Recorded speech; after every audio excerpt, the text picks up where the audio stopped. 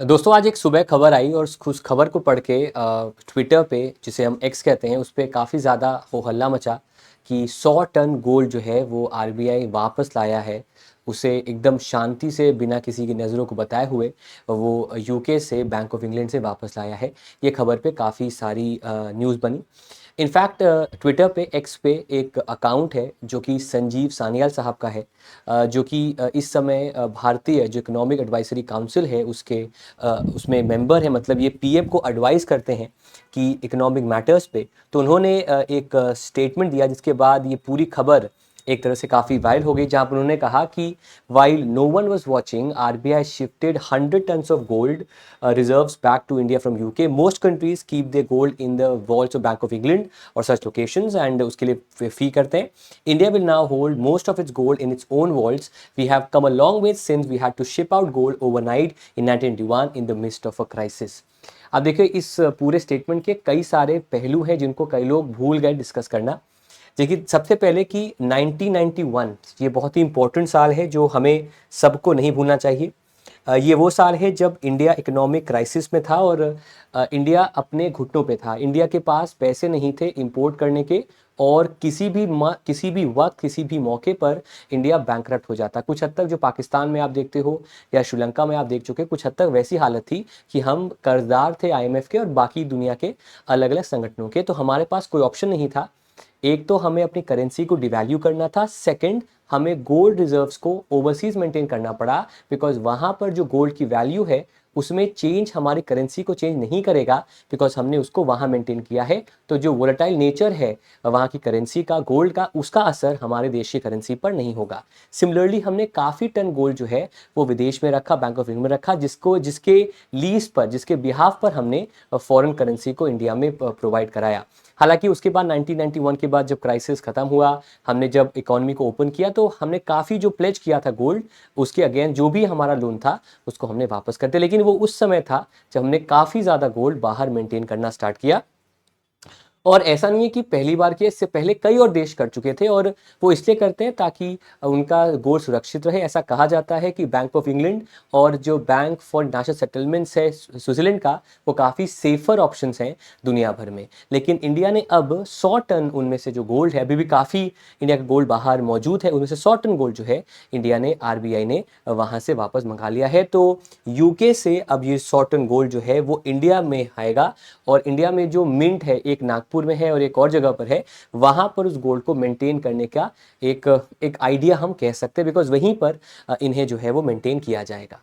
अब खबर दोस्तों, जैसे मैंने आपको पहले बताया, ये खबर एक पेपर है इंडियन एक्सप्रेस का 1991 जुलाई 1 का, जहां पर आप देख सकते हो कि secret sale of gold by RBI again, जहां पर 21,000 KG of metal airlifted to को डेस्टिनेशन, जहां पर एक बहुत ही खुफिया जगह पर भारत का गोल्ड भेजा गया ताकि उस गोल्ड की वैल्यू को हम ना तो रिड्यूस करें और उस गोल्ड के बेस पर फिर हमें लोन और फॉरेन करेंसी मिल सके। तो इंडिया ने 1991 में रातों रात करीब इतना गोल्ड, खासतौर पे 100 टन गोल्ड जो है वो इंडिया ने यूके में आपका दोस्तों भेजा था और अब यही गोल्ड जो है वो इंडिया में वापस आ रहा है।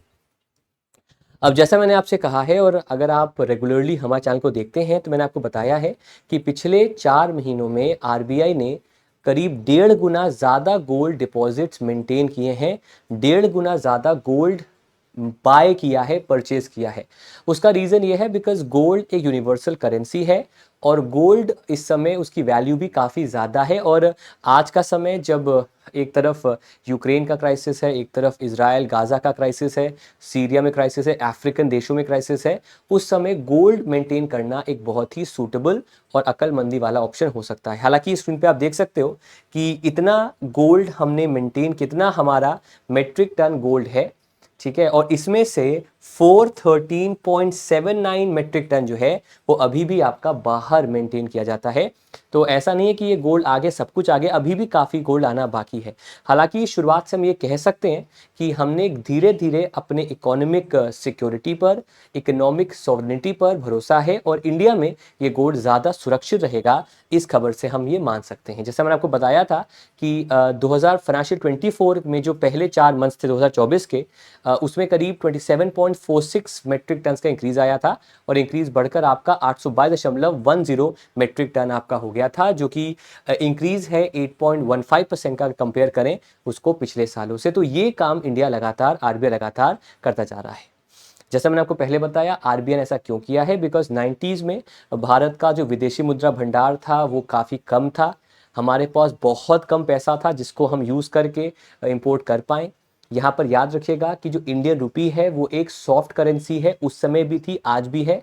अगर हमें व्यापार करना है, ट्रेड करना है, हम जनरली इंडियन करेंसी में नहीं कर सकते। हालांकि अभी हमने कई तरह के स्पेशल वस्त्रों रुपी अकाउंट बनाए हैं, जहां पर अगर हमें क्रूड ऑयल परचेस करना है या कुछ केसेस में अगर हमें पल्सेस परचेस करनी है तो हम इस अकाउंट के ज़रिए रुपी में कर सकते हैं, वो तो है। लेकिन आज भी मैक्सिमम जो हमारा ट्रेड है वो डॉलर में होता है या फॉरेन करेंसी में होता है। तो हमारे देश को अभी भी ज़रूरत है एक सस्टेनेबल, स्टेबल और ever growing foreign exchange reserve की। उस समय ऐसा नहीं था और हमारे पास चंद हफ्तों का इंपोर्ट बचा था जिसका हम यूज़ कर सकते थे। उस समय अगस्त में उस समय के आरबीआई गवर्नर ने ऐलान किया कि हम 15% जो रिजर्व है गोल्ड का उसे अब्रॉड मेंटेन करें ताकि उसका मिसयूज ना हो, उसके बदले हम इंडिया में लोन और इन्वेस्टमेंट करा सकते हैं। प्रॉब्लम लगातार बढ़ती है। उसके अगले साल मार्च में जो भारत का विदेशी बोझ है या विदेशी कर्जा है, फॉरेन डेट है, वो बढ़ जाता है टू $72 बिलियन और जो भारत का रिजर्व है फॉरेन एक्सचेंज का वो कम होकर हो जाता है $5.8 बिलियन। जो लोग जानकार हैं, जो लोग ज़ॉम्बीज़ हैं मेरे सेशन के, वो जानते होंगे कि अभी हमारा करीब $648 बिलियन के आसपास का रिजर्व है। तो अगर हम इन्फ्लेशन को कंसिडर भी करें फिर भी दोस्तों एक काफ़ी कम रिजर्व हमने उस समय मेंटेन किया था और ये लगातार आपका कम हो रहा था। तो एक डेस्परेट नीड थी कि कैसे हम और फंड्स को इकट्ठा करें ताकि जो हमारा सॉवरेन फंड्स हैं, जो सॉवरेन बॉन्ड्स हैं, जो सॉवरेन सिक्योरिटीज़ है, गवर्नमेंट सिक्योरिटीज़ हैं, वो डिफ़ॉल्ट ना कर जाएं। उनके डिफ़ॉल्ट करने से जो हाल श्रीलंका में आपने देखा वही हाल एक बड़े स्केल पर और इंडिया में भी आपका हो जाता।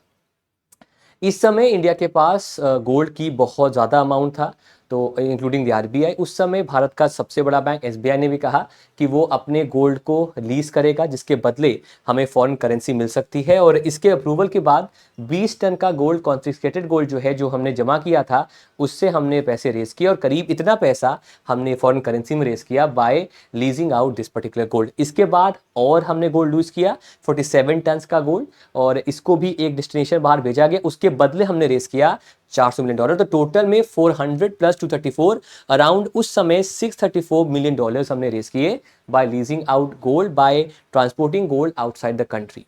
लेकिन जब लिबरलाइजेशन खत्म हुआ उसके बाद इंडिया ने सक्सेसफुली अपना सारा कर्जा वापस किया और जो गोल्ड प्लेज किया था उस पर भी अब कोई प्लेज, उस पर भी कोई कर्जा आपका नहीं रहा। तो यहाँ पर देखिए मैं दो बातें कहूँगा।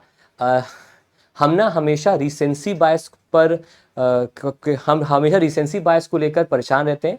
रिसेंसी बायस क्या होता है? जो हमें अभी दिख रहा है उसको सच मान लेते हैं और पिछला पढ़ते नहीं है। उस समय ये करना ज़रूरी था, ये नहीं करते तो हमारा जो गोल्ड का वैल्यू था, जो गोल्ड डिपॉजिट से, उनकी वैल्यू भी कम हो जाती, उसे भी हमें सस्ते दर पर, सस्ते रेट पर सेल करना पड़ता। तो उस समय जो उस समय जो एफएम मनमोहन सिंह और नरसिम्हा राव सरकार ने किया था वो एक तरह से ठीक भी था क्योंकि हमारे पास कोई ऑप्शन नहीं था। उसके बाद वो हाथ पे हाथ रख के नहीं बैठे, उन्होंने इकोनॉमी को ओपन किया, हमने एलपीजी मॉडल पेश किया, लिबरलाइजेशन पॉलिसीज लाई, प्राइवेटाइजेशन लाए, ग्लोबलाइजेशन ओपन किया, फॉरेन ट्रेड ओपन किया, जिसके बाद कुछ ही सालों में हमने सारा जो हमारा प्लेज था गोल्ड के अगेंस्ट, जो भी हमारा कर्जा था गोल्ड के अगेंस्ट, उसको हमने वापस कर दिया। लेकिन फिर भी जो हमारा गोल्ड डिपॉजिट था वो मेंटेन रहा, काफ़ी बड़ा अमाउंट बैंक ऑफ इंग्लैंड में और बैंक ऑफ इंटरनेशनल सेटलमेंट्स में, जो कि बासल सिटी स्विट्जरलैंड में है। उसका कारण ये था क्योंकि उस समय हमें ऐसा लगता था कि हमारा जो पैसा है वो इंडिया में सेफ नहीं है, महफूज नहीं है, इसलिए हमने वो पैसा बाहर मेंटेन किया। हालांकि अब ये एक सिग्नल दिया है इंडिया ने, आरबीआई ने, कि हम इंडिया में भी अपना गोल्ड बड़ी मात्रा में मेंटेन कर सकते हैं।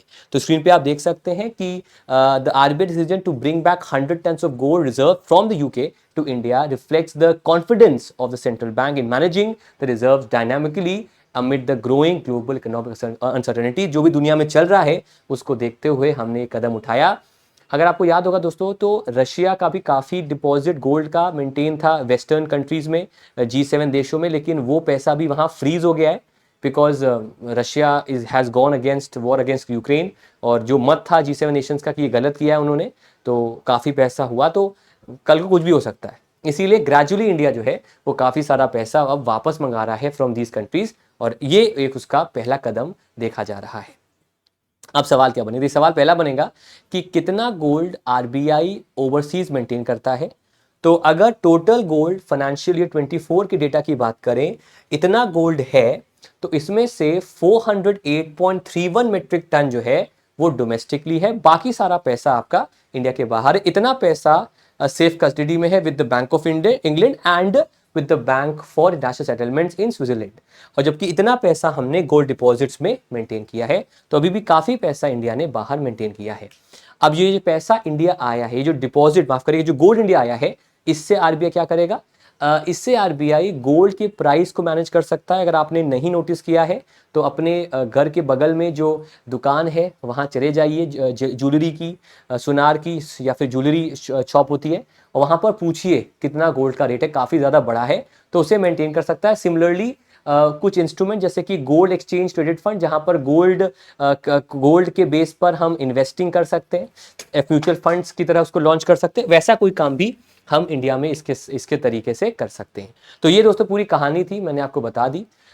यहाँ पर सवाल क्या मुझसे मैंने आपको बता दिए, और ये सवाल और ये हेडलाइन पेपर में आ सकती है 110%। Thank you so much everyone for coming, and bye bye guys, take care and bye bye.